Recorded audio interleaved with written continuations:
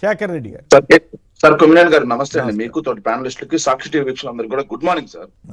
చంద్రబాబు నాయుడు గారి నైజం ఎలా ఉందంటే సార్, రాష్ట్రం బ్రాండ్ ఎలా పోయినా పర్వాలేదు, రాజకీయాలు మాత్రం అవసరం సార్. సార్ ఏదైతే వైఎస్ఆర్ కాంగ్రెస్ పార్టీ అధికారంలో ఉన్నప్పుడు ముంద్రా పోర్టులో డ్రగ్స్ దొరికితే జగన్ గారికి ఏపీ ప్రభుత్వానికి అంటగడతారు సార్. అసలు డ్రగ్సే లేకుండా డ్రై ఈస్ట్ వస్తే బ్రెజిల్ కి సంబంధించినటువంటి డ్రగ్స్ మూటాకి వైఎస్ఆర్ కాంగ్రెస్ పార్టీ అలాగే జగన్మోహన్ రెడ్డి గారు సీఎం కి అంటగడతారు సార్. రాష్ట్రాన్ని డ్రగ్స్ మయమైపోయింది అని చెప్పేసి రాష్ట్ర బ్రాండ్ మీద బాధ్యతారాహిత్యంగా నిందలు వేస్తారు సార్. తీరా చూస్తే అవన్నీ అబద్ధాలని తేలిపోద్ది సార్. వైజాగ్ డ్రగ్స్ వచ్చాయి, దాంట్లో సజ్జల గారి కుమారుడి పాత్ర ఉంది, సాయిరెడ్డి గారి పాత్ర ఉంది, జగన్మోహన్ రెడ్డి గారి పాత్ర ఉంది అని చెప్పేసి నోటికి వచ్చిన అబద్ధాలు మాట్లాడారు సార్ ఎన్నికలకు ముందు. కానీ సిబిఐ తేల్చిందేంటి? ఏమీ లేదని తెలిసింది sir. Sir YSR Congress party అధికారంలో ఉన్నప్పుడు గంజాయి మీద ఉక్కుపాదం మోపాలి అని చెప్పేసి ఆపరేషన్ పరివర్తన్ ద్వారా 10,000 ఎకరాల్లో గంజాయి పంటను ధ్వంసం చేసింది చంద్రబాబు నాయుడు గారికి కనిపించదు సార్.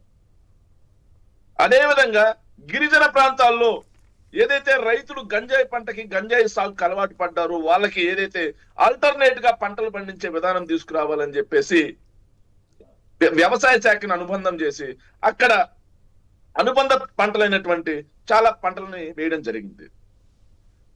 100 కేజీలు 1000 కేజీల గంజాయి స్మగిల్ అవుతుంటే పట్టుకొని నిందితులు మొత్తం జైలు వేయడం జరిగింది. ఇది ఎక్కడ జగన్ ఏదైతే చంద్రబాబు నాయుడు గారికి కనిపించదు సార్. సో ఎలా ఉంటుందంటే సార్, గురిగింజ తన కింద నలుపు తెలియదు అన్నట్టుగా సెప్టెంబర్ 2, 2018 సార్ హిందూ పత్రికలో పెద్ద ఆర్టికల్ వచ్చింది సార్. అదే విధంగా వాళ్ళు ఒక డాక్యుమెంటరీ కూడా తీశారు సార్. ఏం తీశారంటే ఆంధ్రప్రదేశ్ నార్త్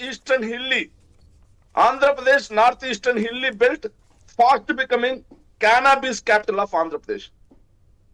ఆంధ్రప్రదేశ్ కు చెందినటువంటి ఉత్తరాది మన్యం దేశానికి గంజాయి రాజధానిగా కాబోతుంది అని చెప్పేసి సెప్టెంబర్ 2, 2018 సార్ చంద్రబాబు నాయుడు గారి ప్రభుత్వ హయాంలో. కానీ నిమ్మకు నీరెత్తినట్టుంటారు సార్. 2017 జూలై 20 డెక్కన్ క్రానికల్ ఇంకోటి వచ్చింది sir. Andhra Pradesh and Telangana in a grip of drug type deaths కథనం వచ్చింది సార్. ఇది కాకుండా సార్ టైమ్స్ ఆఫ్ ఇండియాలో కూడా కథనం వచ్చింది సార్ చంద్రబాబు నాయుడు అధికారంలో ఉండగా. Green route from Andhra Pradesh to Kerala via Tamil Nadu గంజాయి గురించి సార్. ఇవన్నీ కూడా చంద్రబాబు నాయుడు గారి హయాంలోనే సార్. ఇంకో దారుణమైన విషయం ఏంటంటే సార్, చంద్రబాబు నాయుడు గారి హయాంలో ఈనాడులో వచ్చింది సార్ ఒక ఆర్టికల్. ఈనాడులో ఆర్టికల్ కాదు సార్, డైరెక్ట్ గా వాళ్ళు ఒక ఏదైతే ఒక యూట్యూబ్ లోనే ఒక వీడియో ఉంది సార్. 2000 కేజీలు గంజాయి seized at Andhra Odisha border.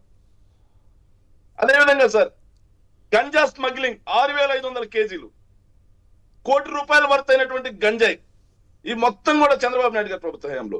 Ganja seized worth 1.5 crores in Vizianagaram. Right. మరి ఏడాది కాలంలో కూడా మొన్న కూడా కొన్ని ₹1 కోటి 2 కోట్లతో పట్టుబడినట్టు ఎక్కడో వార్త కూడా వచ్చింది కదా. జరుగుతూ ఉంటాయి కొన్ని, పట్టుకుంటూ ఉండాలి. కానీ రాజకీయంగా మాట్లాడడం సమర్థనీయమా ఇటువంటి సామాజిక సమస్యల మీద అనేది కదా ఇక్కడ పాయింట్. చంద్రబాబు గారు పార్టీ ఆఫీస్ మీద దాడికి దీనికి సంబంధం పెట్టడం ఏంటి, అట్లాగే తెనాలి ఘటనకి దీనికి సంబంధం పెట్టడం ఏంటి, ఇవన్నీ ఆంధ్రప్రదేశ్ ప్రజల్ని ఏ రకంగా ఆయన డీల్ చేస్తున్నారనేది ఇక్కడ పాయింట్ సార్. ఇక్కడ ఇది ఒక కథనం చూడండి సార్, ఆంధ్రప్రభలో వచ్చింది సార్.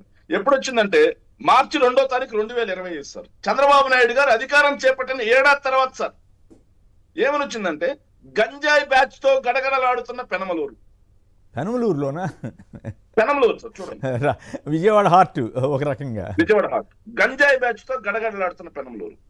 మరి ఈయన గంజాయిని ఉక్కుపాదంతో నొక్కైనా తొక్కుకుంటూ పోయాయనా సహించనాయనా ఈయన ఏం చేస్తున్నాడు సార్? కాదేది చంద్రబాబు నాయుడు గారి రాజకీయాలకు అనర్హం సార్. రైట్. జగన్మోహన్ రెడ్డి గారితో తిరిగే రైతుల్ని గంజాయి బ్యాచ్ అంటాడు, యువకుల్ని గంజాయి బ్యాచ్ అంటారు, మహిళల్ని గంజాయి బ్యాచ్ అంటాడు, వృద్ధుల్ని గంజాయి బ్యాచ్ అంటారు. ఏ గంజాయి నిర్మూలన సార్? గంజాయి సమస్య ఈనాటిది కాదు సార్, అది ఒక సామాజిక సమస్య. అన్ని రాష్ట్రాలు ఎదుర్కొన్నటువంటి సమస్య. కానీ ఏ రాష్ట్రంలోనూ దీన్ని అన్ని పార్టీల రాజకీయ నాయకులు దాన్ని ఒక సామాజిక సమస్యగా తీసుకుంటారు తప్పిస్తే దాన్ని రాజకీయ దృక్కోణంలో ఎవరు చూడరు సార్. దౌర్భాగ్యం ఏంటంటే ఆంధ్రప్రదేశ్ లో చంద్రబాబు నాయుడు గారు తెలుగుదేశం పార్టీ మాత్రమే దీన్ని ఒక రాజకీయ Right. లబ్ధి కోసం వాడుతా ఉన్నారు సార్ గంజాయి అనేది. ఓకే. ఇప్పుడు ఈ తాజాగా మొన్నటిదాకానేమో లిక్కర్ కేసులు అవి దొరికిపోయినాయి ఇది దొరికిపోయినాయి అన్నారు. ఇప్పుడు నిజాలు కావాల్సిన మళ్ళీ నార్కో టెస్ట్ అని వెళ్తారట. సార్ రోజుకో కథనం ఆ రాస్తున్నారు. పత్రికలు ఎలా సార్ ఆ పత్రికలు ఎలా తయారై అంటే సార్ మరి ఏమైంది సార్ వాళ్ళు ఇచ్చిన వాంగ్మూలాలన్నీ అదే వందల కేజీల వేల కేజీల బంగారు కడ్డీలు ఏమైనాయి?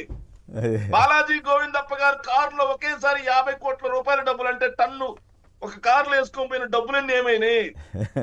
దొంగ కంపెనీల నుంచి ఏదైతే విదేశాలకు తరలిపోయిన డబ్బు ఏమైంది?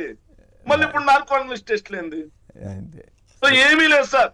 రైట్. జగన్మోహన్ రెడ్డి గారిని వ్యక్తిత్వ హననం చేయాలి, వైఎస్ఆర్ కాంగ్రెస్ పార్టీని ఏదైతే ఇమేజ్ ఏదైతే షేమ్ చేయాలి అన్న ఒక దురుద్దేశంలో పనిచేస్తా ఉన్నారు తప్పిస్తే రాష్ట్ర ప్రజలకు Right. జవాబుదారీతనంగా పారదర్శకంగా మాత్రం పాలన జరగట్లేదు sir. Right. Thank you Shekhar Reddy గారు. ప్రధానంగా డ్రగ్స్ సంబంధించి చంద్రబాబు గారి స్పీచ్కి రేవంత్ రెడ్డి గారికి ఉన్న స్పీచ్కి ఉన్న తేడాని ఇది చెప్పడం కోసం దీన్ని వారితో మాట్లాడించడం జరిగింది. రేవంత్ రెడ్డి గారేమో రాజకీయాలతో సంబంధం లేకుండా ఒక సామాజిక సమస్యగా మాట్లాడితే, చంద్రబాబు నాయుడు గారేమో దురదృష్టవశాత్తు అంత సీనియర్ నాయకుడు అయినటువంటి ఇంత సుదీర్ఘకాలం ముఖ్యమంత్రిగా ఉన్న ఆయన అచ్చంగా రాజకీయాలు డ్రగ్స్ విషయంలో కూడా రాజకీయాలు చేయటం రాజకీయాలు మాట్లాడటం సమర్థనీయమా అన్నదే ఇక్కడ బాధాకరమైన అంశం.